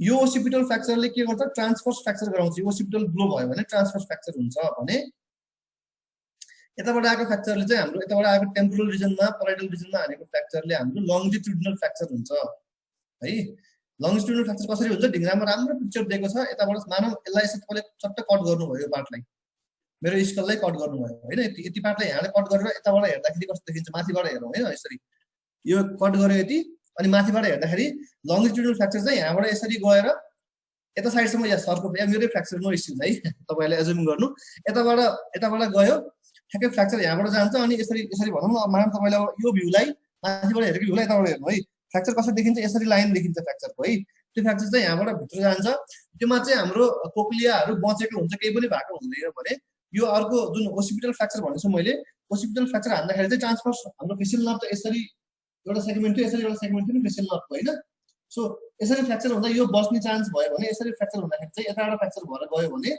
फेसियल नर्भमा इन्जुरी हुने चान्सेस बढी भयो कुरा बुझ्नुभयो नि है अलिकति ध्यान दिएर हेर्नु अनि बुक पनि पढ्नु फेरि डेफिनेटली बुझ्नुहुन्छ दुईटा खालको फ्र्याक्चर भयो यसरी दुई टाइपको फ्र्याक्चर आउने भयो सो त्यो दुईटा टाइपको फ्र्याक्चरमा पनि लङ्जिट्युडिनल फ्र्याक्चर जुन मैले भने यो वाला मोस्ट कमन हुन्छ 70-80% मा हुन्छ भने ओसिपिटल फ्र्याक्चर भनेको 20% मा हुन्छ है यो कुरा ढिङ्ग्रामा लेखेको छ राम्रोसँग ढिङ्ग्रामा पनि हेर्नु सो दुई टाइपको फ्र्याक्चर भयो तर फेसियल नर्भ इन्जुरीको चान्स चाहिँ फेरि केमा हुन्छ ट्रान्सफर्स फ्र्याक्चर भयो भने फेसियल नर्भ इन्जुरीको चान्सेस चाहिँ धेरै हुन्छ लङ्जिट्युडिनल फ्र्याक्चर कमन भए पनि फेसियल नर्भ इन्जुरीको चान्स चाहिँ कम हुन्छ एकदम मेन कन्सेप्टले बुझ्नुपर्ने कुरा फ्र्याक्चरमा यही कुरा हो है अब सबै डिटेल भन्दै जाने भने त एकदमै धेरै टाइम लाग्छ तर मेन हजुरले बुझ्नुपर्ने लङ्जिट्युडिनल 80% transfers 20% but chances of facial nerve injury is in transverse fracture that is 50% chances recovery को chances त अब recovery त according to injury हुन्छ severity हुन्छ अब facial nerve अघि मैले जुन अगाडि भने तपाईहरुलाई एपिन्युरियम पेरिनियम तीनटै जुन लेयर हुन्छ अब पुरै facial nerve चट्टै कट भएको छ भने इन्जुरी हुने चान्सेस कम हुने भयो भने mild RT road traffic accident भयो हेड इन्जुरी भयो स्वेलिङ भयो हैन त्यो फेसियल नर्भको जुन रुट छ नि हाम्रो भनेको त्यो सेगमेन्टमा फ्र्याक्चर भए पनि फ्र्याक्चर पछि इन्फ्लेमेसन हुन्छ स्वेलिङ हुन्छ नि त कहिलेकाहीँ त स्वेलिङले पनि फेसियल नर्भ पाल्सी गराउँछ स्वेलिङ भएपछि फेसियल नर्भलाई प्रेस गरायो हैन प्रेस गर्ने बित्तिकै पनि पाल्सी हुने चान्सेस हुने भयो त्यस्तो छ भने रिकभरीको चान्सेस पनि हुन्छ फेरि है सो त्यो छ अब हामी अहिले स्लाइडमा जाम एकचोटी अब ट्रिटमेन्ट कसरी गरिन्छ फेसियल नर्भको भन्ने कुरामा अनि त्यो भन्दा अरु कुरामा चाहिँ मैले टेस्ट कसरी गर्ने भन्ने कुरा जस्तै हाम्रो क्लिनिकल सेटअपमा टेस्ट हुँदैन हामीले चाहिँ मोस्टली फेसियल नर्भ हेरेपछि क्लिनिकली डायग्नोस गरिन्छ क्लिनिकल डायग्नोस गरेर त्यसको ट्रिटमेन्ट गरिन्छ है तर आइडियली हामीले टेस्ट के गर्ने भन्दा इलेक्ट्रो डायग्नोस्टिक टेस्ट छ अनि टोपो डायग्नोस्टिक टेस्ट भनेर लेखेको छ हैन म अब धेरै डिटेलमा भन्दिनँ यसलाई इलेक्ट्रो डायग्नोस्टिक टेस्टमा चाहिँ हामीले के पर्छ nerve excitability test minimal nerve नाम मात्र जाने पुग्छ तपाईहरुले यसको मिनिमल नर्भ एक्साइटेबिलिटी टेस्ट भयो अनि म्याक्सिमल स्टिमुलेसन टेस्ट इलेक्ट्रोन्युरोनोग्राफी भनेर भनेको छ हैन यसमा चाहिँ हामीले चाहिँ स्किनहरु भनौं न अब यहाँ सानो पिनहरु हालेर स्किनहरु हालेर अनि नर्भको एक्साइटमेन्ट छ कि छैन जस्तै नर्भ एन्डिङ्समा चाहिँ हामीले इलेक्ट्रोडहरु हाल्यौं अनि नर्भलाई इलेक्ट्रोडले चाहिँ करेन्ट दियौं हैन त्यसपछि नर्भको एक्साइटेबिलिटीले ट्विचिङ हुन्छ कि हुन्न मसल त्यो कुरा टेस्ट गरिन्छ सबै टेस्टहरुमा हैन यो भनेको हाम्रो इलेक्ट्रो डायग्नोस्टिक टेस्ट भयो भने अर्को छ टोपो डायग्नोस्टिक टेस्ट भनेको ल्यान्डमार्कको हिसाबले टेस्ट गर्ने के जस्तै फेसियल नर्भको एउटा फंक्सन के पनि हो आइसम्म पनि आउँछ मैले भन्थे अहिलेको ब्रान्च हैन सो सर्मर्स टेस्ट भन्छ हामीले अप्थालमा तपाईहरुले पढ्नुहुन्छ र देखेको पनि हुन्छ हैन सर्मर्स टेस्टमा हामीले के गरिन्छ भन्दाखेरि त्यो राखेर एउटा चाहिँ लिटमस पेपर आइजमा राखेर टेस्ट गरिन्छ हैन दुईटै आँखामा ट्राई गर्ने मानम एउटा आँखामा चाहिँ पोजिटिभ आयो एउटा आँखामा नेगेटिभ आयो जुन आँखामा चाहिँ त्यो ड्राई देखायो केही पनि देखाएन भने चाहिँ त्यहाँ फेसियल नर्भले सेन्स लान सकेन हैन त्यो हिसाबले चाहिँ हाम्रो चाहिँ टेस्ट त्यो ल्यान्डमार्क्समा चाहिँ फेसियल नर्भ पाल्सी रहेछ त्यहाँ रहेछ भन्ने कुरा बुझिन्छ तर यो टेस्टहरु खासमा एकदमै अब्सोल्युट हो आजकल त्यस्तो हामीले फेसियल नर्भलाई त्यो सर्मर्स टेस्टहरु खासै गरिदैन मैले पनि इन्फ्याक्ट अहिलेसम्म एज सच सर्मर्स टेस्ट चाहिँ गरेको छैन तर नामको लागि चाहिँ तपाईहरुले जान्न चाहिँ पर्छ हैन त्यो टेस्टहरु सर्मर्स टेस्ट भयो स्टेपिडियल रिफ्लेक्स भयो स्टेपिडियल रिफ्लेक्स चाहिँ गरिन्छ हामीले चाहिँ अडियोमेट्रीमा तपाईहरुले क्लिनिकलमा आएपछि देख्नुहुन्छ एकचोटी स्टेपिडियल रिफ्लेक्स चाहिँ हामीले स्टेपिडियल साउन्ड पठाइन्छ अडियोले गर्दाखेरि साउन्ड जान्छ ब्रेनसम्म पुगेर फर्केर फेरि आउँछ हैन फर्केर कानसम्म आयो भने इन्ट्याक्ट छ फेसियल नर्भ भन्ने कुरा बुझिन्छ रिफ्लेक्स नेगेटिभ भयो भने फेसियल नर्भ चाहिँ त्यो स्टेपिडिस्ट हाम्रो चाहिँ मिडल इयर भित्रको पार्टमा केही प्रब्लम छ भन्ने कुरा बुझिन्छ त्यस्तै अर्को स्टेपिडियल रिफ्लेक्स पछि अर्को के छ हाम्रो टेस्ट छ अनि सबम्यान्डिबुलर सैलिभरी फ्लो टेस्ट छ सो यो चारवटा टेस्ट छ यो चारवटाको नाम जान्नुस् र एक्चुअली बुक पनि पढ्नु होला है यो चाहिँ हामीले गरिने टेस्टहरु भयो फेसियल पाल्सी लोकलाइजेसन गर्नको लागि यो चाहिँ पेरिफेरल फेसियल पाल्सीको लागि हो मेनली हैन सो अब म्यानेजमेन्टमा म्यानेजमेन्टमा के छ भन्दा हामीले बेल्स पाल्सीको म्यानेजमेन्ट भन्छु, म अरू पनि सर्टकटमा भन्छु है। यो पुरै तपाईँहरूले एक्जाममा यसरी एकदमै यही डिटेल्समा यसरी लेख्नु पर्दैन। मानव क्लिनिक्समा एउटा पेसेन्ट आयो, अक्युट प्यारासिस लिएर आयो, भर्खरै फ्रेस फेसियल पाल्सी लिएर आयो भने यो चाहिँ हाम्रो प्रोटोकल बुकको हिसाबले प्रोटोकल हो। तर हामीले के गर्छौँ त्यो पनि भन्छु मैले। भर्खर अब फर्स्ट 14 डेज भित्र पेसेन्ट आएको छ भने, फ्रेस पेसेन्ट पाल्सी लिएर आएको छ भने मैले क्लिनिकल एक्जामिनेसन गरेँ, डायग्नोसिस गरेँ, त्यसपछि अरू कुराहरू एक्सक्लुजन गरेपछि मैले के गर्छु, प्रेडनिसोलोन सुरु गर्छु। प्रेडनिसोलोनको डोज भनेको तलको डोज नलेख्नु होला तपाईँहरूले, 1 mg पर केजी डोज हुन्छ नर्मली होइन। हामीले चाहिँ के गर्छौँ ओपीडीमा 2 mg फर्स्ट डेमा दिन्छौँ, फर्स्ट सर्ट 2 mg दिन्छौँ इन्जेक्सन मिथाइल प्रेडनिसोलोन। त्यसपछि 3 दिनको लागि 1 mg पर केजीको हिसाबले डे 2 डे 3 डे 4 भनेर 3 दिन दिन्छौँ भने टोटल 5 mg पर केजीको हिसाबले हामीले प्रेडनिसोलोन दिन्छौँ पेसेन्टलाई। 4 दिन दियौँ होइन, 2 mg फर्स्ट 2 mg पर केजी गरेर फर्स्ट डेमा, सेकेन्ड थर्ड फोर्थ डेमा यसरी दियौँ प्रेडनिसोलोन। त्यसपछि 5 डेज पछि फलोअप गर्छौँ, पेसेन्टलाई एक्सरे चेक गर्छौँ। प्यारासिस छ भने पेसेन्टको प्यारासिस छ भने फलोअपमा राख्छौँ। अनि प्यारालाइसिस छ भने हामीले इलेक्ट्रोन्युरोनोग्राफी जुन मैले अघि भनेको थिएँ इलेक्ट्रो डायग्नोस्टिक टेस्ट, त्यसपछि बल्ल अनि त्यो इलेक्ट्रो डायग्नोस्टिक टेस्ट गरिन्छ। यो चाहिँ हाम्रो ट्रिटमेन्ट भयो। यो पुरै ट्रिटमेन्ट प्लानमा तपाईँहरू जानु पर्दैन। तपाईँहरूले बुझ्नु भनेको प्रेडनिसोलोन दिने बुझ्नुहोस्, डोज पनि याद हुन्छ भने डोज लेख्नुहोस्, डोज पनि कम्पलसरी छैन। कसैले त प्रेडनिसोलोन पनि पर्दैन पनि भन्नुहुन्छ, तर I prefer to give prednisolone है फर्स्ट एक्युट कन्डिसनमा। अब 15-20 दिन भइसक्यो, त्यसपछि आउनु भएको छ भने हामीले चाहिँ प्रेडनिसोलोन दिएर केही काम हुँदैन। प्रेडनिसोलोनको काम भनेको त के हो, कतै इन्फ्लामेसन भएर पेसेन्टलाई प्याल्सी भएको थियो भने इन्फ्लामेसनलाई कम गर्छ। इन्फ्लामेसन कम भएपछि फेसियल नर्भको राम्रो हुने भयो, अनि फेसियल नर्भ प्याल्सी नहुने भयो। Actually reason of giving prednisolone त त्यो हो, इन्फ्लामेसन कम गराउँछ। स्टेरोइडको अरू पनि धेरै काम हुन्छ, फङ्सनहरू छ, तपाईँले हेर्नु एकचोटि होइन। मेनली चाहिँ मेन त्यो फङ्सन हुन्छ स्टेरोइडको भने। अब धेरै ओल्ड केस छ भने त हामीले स्टेरोइड दिएर पनि काम भएन, किनकि इन्फ्लामेसन सेट भइसकेको हुन्छ, त्यो फेसियल नर्भ प्याल्सी भइसकेको हुन्छ। यो चाहिँ एक्युट प्यारासिसमा एक्युट प्यारालाइसिसमा आयो भने प्रोपर फुल अन प्याल्सी छ भने, अहिलेको चाहिँ फुल प्याल्सी छैन, अलिकति प्याल्सी छ, कम्प्लिट छैन भने भयो प्यारासिस भने। Acute paralysis full on paralysis छ भने हामीले 3 पार्टमा डिभाइड गरिन्छ। फर्स्ट फ्यु डेज 3-4 दिन भित्र आएको छ भने, या 2 हप्ता भित्र आएको छ भने, या 2 हप्ताभन्दा बढी आएको छ भने। अब 2 हप्ता पछि आयो पेसेन्ट, 1 महिना पछि आयो भने त हामीले फलोअपमै राख्ने हो। फलोअपमा के गर्ने म त्यो भन्छु तपाईँहरूलाई अहिले। तर 3-4 दिन भित्र आएको छ भने अहिलेको जस्तै प्रेडनिसोलोन इज द ट्रिटमेन्ट है फर्स्टमा। त्यसपछि अनि 2 हप्ता भित्र आएको छ भने हामीले इलेक्ट्रोन्युरोनोग्राफी गर्छौँ। इलेक्ट्रोन्युरोनोग्राफी गर्दा नर्भको कन्डक्सन हेर्ने हो हामीले। सो नर्भ यदि लेस देन 90% डिजेनरेसन भएको छ भने प्रेडनिसोलोन दिइन्छ, फलोअपमा बोलाइन्छ। त्योभन्दा बढी डिजेनरेसन, यहाँ अलिकति मिस्टेक छ है, बढी डिजेनरेसन भएको छ भने हामीले चाहिँ एमसिएफ भनेको मिडल क्रानियल फोसा एप्रोच हो, अथवा ब्रेनलाई खोलेर अथवा भित्रबाट या बाहिरबाट खोलेर सर्जिकल्ली डिकम्प्रेसन गर्छौँ। यो भनेको हाम्रो बेल्स प्याल्सीको जेनरल ट्रिटमेन्ट हो, सबै तपाईँहरू लेख्नु पर्दैन है। सो यसमा म अब केही कुरा एड गर्न चाहन्छु, क्लिनिकल कुराहरू एड गर्छु, अनि हामी will end in 5 to 10 minutes है। सो बेल्स प्याल्सीमा हामीले के गर्ने भयो, फर्स्ट विल ट्रिटमेन्टमा प्रेडनिसोलोन दियौँ हामीले है। अनि अरू भन्नुपर्ने कुरा पनि धेरै छ, अरू केयरहरू पनि गर्नुपर्ने धेरै कुरा केयर छ। जस्तै पेसेन्टको आँखा खुल्ला हुन्छ होइन, बेल्स प्याल्सीमा खुल्ला हुन्छ नि होइन है, हुन्छ है, ओके ग्रेट। जस्तो जस्तै एटलिस्ट भिडियो छ एटलिस्ट हुन्छ त भनेर भन्नु होइन है, खुल्ला हुन्छ नि आँखा होइन। सो यो आँखालाई हामीले के गर्ने, आई प्याडिङ गर्ने, सुत्ने बेलामा एउटा प्याच लगा भन्ने पेसेन्टलाई आँखामा यसरी सुत्दाखेरि है, ताकि उसको के हो एक्सपोजर केराटाइटिस नहोस्। किन भन्दा फेसियल पाल्सीको पेसेन्टले आइज क्लोज गर्न सक्दैन, आँखा खुल्ला हुन्छ, एक्सपोजर केराटाइटिसको चान्सेस हुन्छ। प्याड लगाउँछ राति सुत्ने बेलामा, दिउँसोको आँखा केही फरक पर्दैन। एउटा आई प्याडिङ एट नाइट। आँखामा टियर ड्रप्स दिन्छौँ हामीले मिथाइल सेलुलोज, ताकि आई मोइस्ट रहिराखोस्, किनकि आँखा 24 आवर्स खुल्दाखेरि ड्राई हुन्छ। यो पनि इम्पोर्टेन्ट ट्रिटमेन्ट हो। कति मान्छेले के गर्छ, प्रेडनिसोलोन दिन्छ, मेरो इएनटीको ट्रिटमेन्ट हो, आई त मेरो होइन भन्नु त मिलेन होइन। आईको पनि हामीले के भएर क्लियरली आईको पनि ट्रिटमेन्ट दिनुपर्छ, होलिस्टिक एप्रोच गर्नु पर्छ होइन।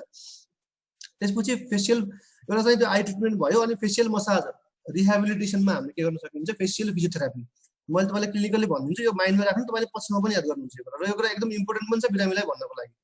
फेसियल फिजियोथेरापीमा आई यस्तो हुन्छ भने यो पार्टले यो पार्टले यसरी मालिस गर्ने भन्छ पेसेन्टलाई, यसरी बिहान 15-20 चोटि, दिउँसो 15-20 चोटि, बेलुका 15-20 चोटि। ट्रिटमेन्ट यो पनि ट्रिटमेन्टको पार्ट हो। र यसले पनि धेरैलाई, मैले यसमा फोकस किन गरेको भन्दा यसले पनि धेरैलाई लङ टर्ममा ठिक गराएको छ। 6 महिना 8 महिनामा पेसेन्टले गरेर आएको हुन्छ कि। एउटा यो भयो तल, अनि फेस अलिकति तल यस्तो परेको हुन्छ नि होइन, यसलाई चाहिँ हामीले यसरी माथि मालिस गर्ने, तलपट्टि डुल भएकोलाई माथि मालिस गर्ने। किनकि यो गर्दा गर्दा फिजियोथेरापी गर्दा बिस्तारै पेसेन्टको चाहिँ इम्प्रुभमेन्ट भएको पनि छ। कति पेसेन्टले मेरो इम्प्रुभमेन्ट भएको छ गरेपछि भनेको हुन्छ, त्यो भयो। अनि अर्को दबाईमा हामीले के पनि दिन सकिन्छ भन्दाखेरि न्युरो नर्भहरू, मिथाइलको बालामिन, भिटामिन B12 को नर्भलाई स्ट्रेन्थिङ गराउनलाई, त्यसको चाहिँ स्पेसिफिक यसले गर्दा ठिक हो भन्ने चाहिँ हुँदैन, तर पनि कसैले दिएको पाइन्छ यो कुरा चाहिँ है। सो फेसियल प्याल्सी आयो भने हामीले के गर्ने भयो भने बेल्स प्याल्सीमा सबै कुरा गरेपछि लास्टमा आएर चाहिँ प्रेडनिसोलोन दिने, आई केयर गर्ने, आई केयर लेखेर आई केयरमा आई ड्रप्स टियर प्याच राख्ने भन्ने कुरा भयो।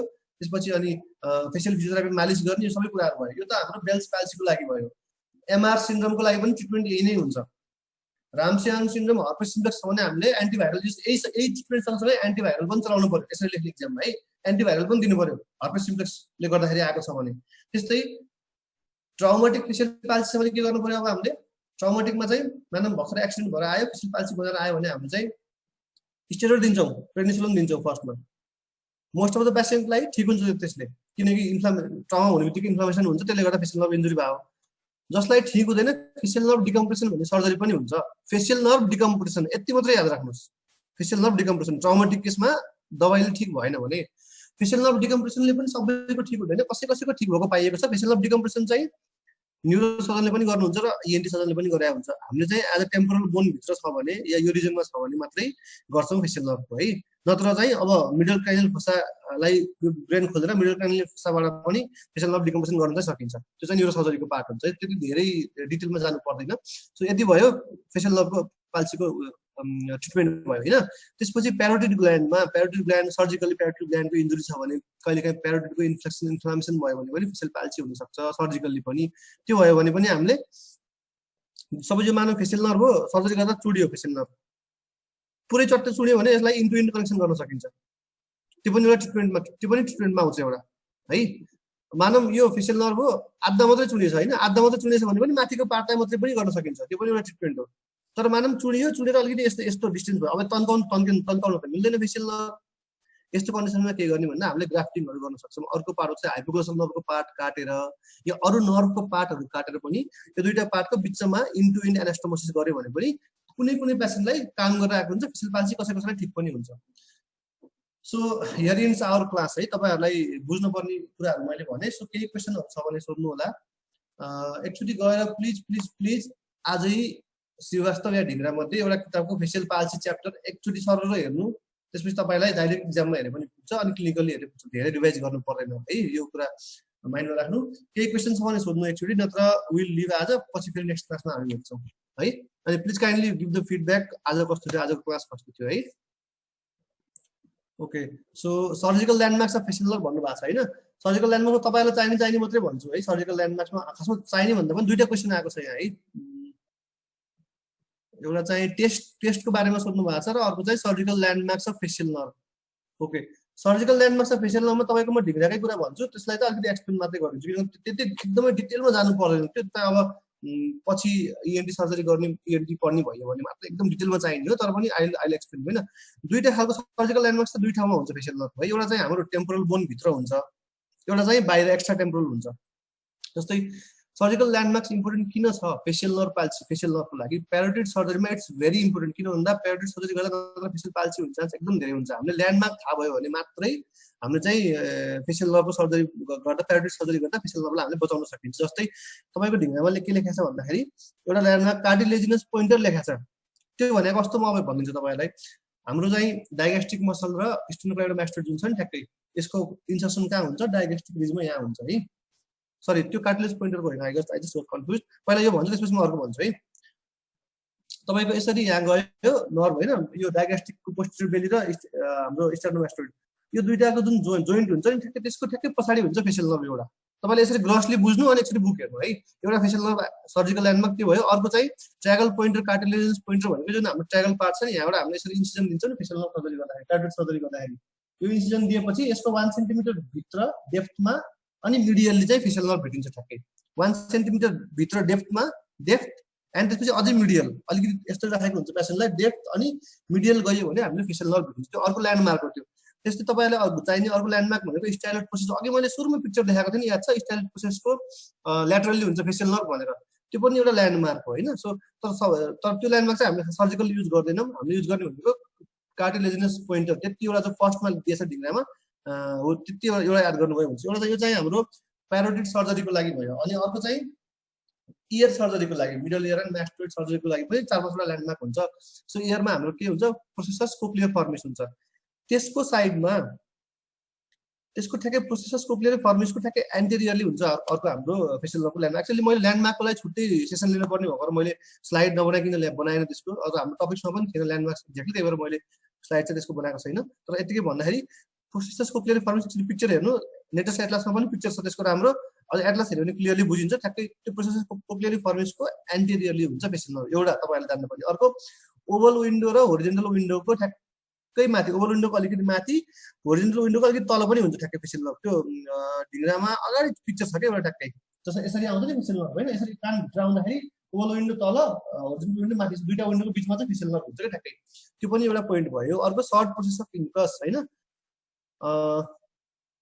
इन्कसको सर्ट प्रोसेस अफ इन्कसको अलिकति मेडियली पनि हुनुभयो फेसियल नर्भको ल्यान्डमार्क है तर यस्तो हुन्छ क्या नर्मल सर्जरी गर्दाखेरि चाहिँ सबै देखिन्छ डिजिज इयरमा गर्दा यी ल्यान्डमार्क पनि हराइसकेका हुन्छन् त्यही भएर कहिलेकाहीँ चाहिँ हामीले अब गाह्रो पनि हुन्छ फेसियल नर्भको ल्यान्डमार्क पत्ता लगाउनलाई त्यस्तै गरेर टिम्प्यानोमास्टिक सुचर भनेर मैले अघि भनिसकेँ डायग्नोस्टिक रिज भने अघि भनिसकेँ दुईटा यो त प्याराटिडमा पनि काम लाग्छ र मास्टरमा पनि काम लाग्छ यो चाहिँ हाम्रो फेसियल नर्भको ल्यान्डमार्कहरू भयो भने अर्को चाहिँ के क्वेसन सोध्नु भएको छ भन्दाखेरि इलेक्ट्रो टेस्टको बारेमा भन्दै हुन्थ्यो होइन इलेक्ट्रो डायग्नोस्टिक टेस्ट र टोपोग्राफिकल टेस्ट टोपोग्राफी भनेको त लोकेसन हो नि त होइन फेसियल नर्भ चाहिँ हाम्रो ब्रेनबाट टिम्प्यानिक रिजन न्यास्ट्रो रिजनमा आयो त्यसपछि प्यारोटिड रिजनसम्म आउँदाखेरि कुन कुन पार्टमा इन्जुरी भयो भने कसरी थाहा पाउने भन्ने हो क्या कुरा बुझ्नु टोपो डायग्नोस्टिक टेस्ट भनेको त्यसको लागि सिरमर टेस्ट अब स्टेपिडियल टेस्ट मैले अघि जुन भने नि